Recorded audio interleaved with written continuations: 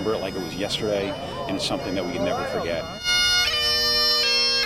Albany International Airport honoring the memory of the thousands of innocent lives taken on September 11th. I lost two good friends, Sam Otis from the fire department and Paul Juergens from the Port Authority. I miss them a lot, and it's a tough day, to think back, what actually occurred.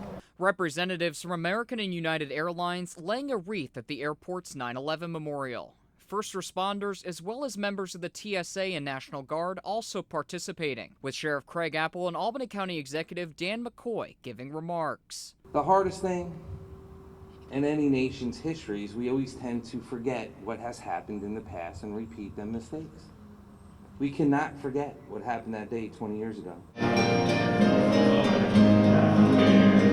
In Hudson, an exhibit in remembrance opening at the Fasney Museum of Firefighting. It's not about remembering the horrendous act of terrorism that occurred that day. It is about remembering the dozens and hundreds and thousands of acts of heroism.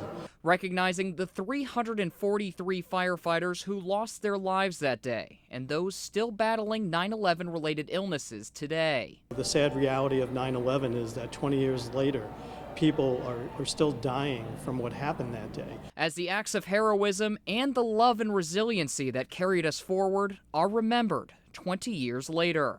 That to me is what's so important, is really remembering how we were able to find that sense of unity, that American spirit that defines us. Reporting Harrison Grubb, News 10, ABC.